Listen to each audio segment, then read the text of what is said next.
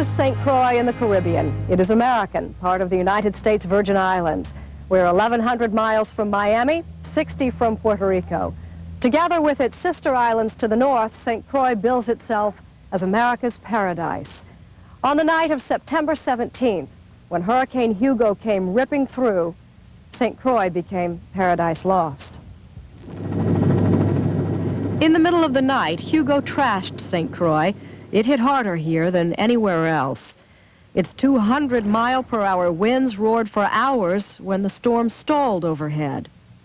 Hugo spared life here, killing only 2, but it changed a way of life. When Hugo moved on, this 82-square-mile piece of America was alone, in fear, cut off from the world. It looked like a nuclear bomb had fallen St. Croix. We were so happy to be alive.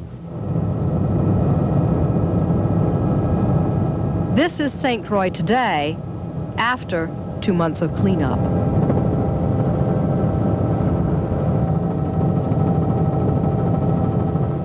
"5,000 people are still homeless, 1 out of every 10 on this island.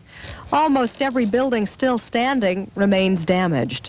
Power and phones for everyone are still months off." I'm on the list to get power or telephone in January, if I'm lucky. But I don't have a wall to put the phone on, so it's a problem. When the walls fell in Charleston and San Francisco, supplies arrived by truck, not here. By comparison, when we talk about South Carolina or we talk about the San Francisco Bay Area, there were isolated pockets of damage. And then they could go down the street to the next city, to the next county, and ask for help. Federal officials have promised at least $400 million in aid. They say they may be here for a while, perhaps as long as 3 years. Despite the money and promises, many of the island's 55,000 residents remain frustrated at the pace of recovery. Their anger falls upon the ears of local officials, people they know, like the Lieutenant Governor of the Virgin Islands, Derek Hodge. Well, they want to know, how come my neighbor has power and I don't have power? Those kinds of issues. I guess, to be honest, I'd have to confess that you didn't want to come here. You had to be persuaded to take this walking tour with us. You just have seen enough? My concern is that, you know, if we start to dwell on this too much, it becomes a reality. You know, it becomes today will be like tomorrow. And I want to avoid that. I want folks going to reach out to a brighter future, recognizing what happened, understanding what happened, but saying, yes, let's get on our horses, let's keep on going.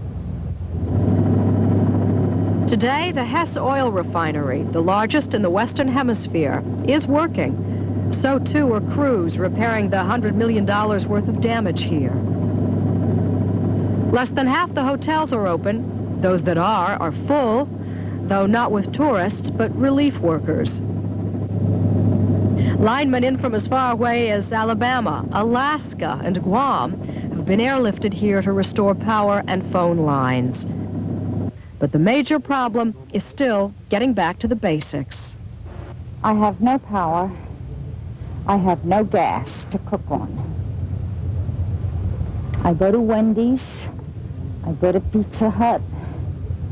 I go to Pizza Maria, and this is how we live. Others have been living with the help of the largest relief effort in the history of the Red Cross, but food giveaways ended last week. In all, the equivalent of more than 4 million meals were handed out. Now, supermarket shelves have been restocked, and some stores, looted and damaged in the panic following Hugo, are opening. But St. Croix Hospital is not. It fell victim to the hurricane. The new hospital is temporary, designed by the military for a battlefield. Here, St. Croix's battle is to be reborn. We've been here, and we're here every day. We didn't lose any of our babies. There's a lot of love in the nurseries. If not speedy or easy, the relief effort has at least been valiant.